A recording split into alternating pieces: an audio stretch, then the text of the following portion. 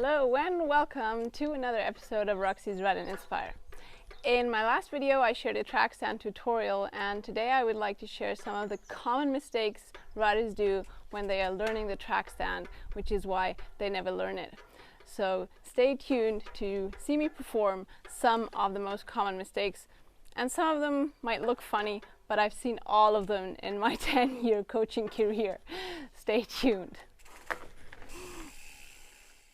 The first very common error is wild handlebar movements. So moving your handlebar wildly instead of concentrating on one side, holding it there and practicing that.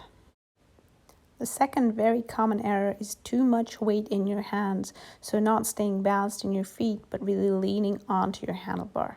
The other extreme is number 3 right now, weight too far back. So actually sitting too far back and having pulling force in your hands. This makes the handlebar really unsteady. Error number 4 is standing on tiptoes. This also leads to a lot of weight in your hands, so really focus on dropping the front heel and standing heavy on your feet. The next one is practicing with locked brakes straight away. Don't get me wrong, you do want to get there. You want to be able to track stand with locked brakes at some point. But if you do this straight away, then you're progressing too fast, and then you're taking along your compensatory habits, which ultimately make you stagnate. And this can cause frustration. That's why it's so important to progress step by step, for example, with the help of a professional coach. This is an example of a track stand with locked brakes, and you can see I really have to fight for it as well. And then there is gearing. So choosing a gear that is too hard, like I have chosen right now, or using a gear that is too easy. So you actually want to choose a gear that you can ratchet.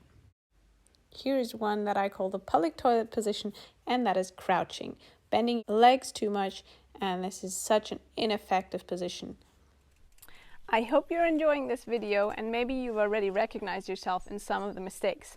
Let me assure you, I'm not making fun of anyone, because I've probably committed all these errors myself when I started learning. And committing errors is actually the best way to progress. So don't be shy to commit errors, because if we are failing, we are really learning well. What do I mean by that is FAIL, fail, is just an acronym for first attempt in learning. It's totally normal. If we don't fail, we cannot learn. So it's important to go into this with kind of, well, it's more a happiness and like little children. They're not scared of falling over. They just stand up again. And that's what we kind of lose when we get adults. So when we turn older, is we're always scared of committing errors.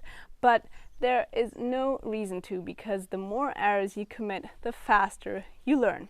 And even by watching these errors, you are already learning, because your brain is already recognizing, that's what I don't want to do, and you are finding solutions for yourself, what you want to do instead. So keep watching.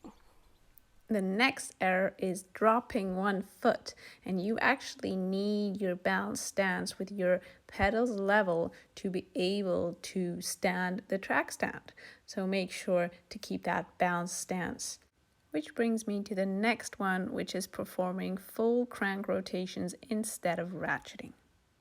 And here's the last one, and I'm not going to tell you what it is, and I would love to read your comments. What do you think I'm doing wrong here? Comment below the video and let's all learn together. Have you recognized yourself in one or two of these errors? If you have, then do comment below how you solve them so we can all learn together from them.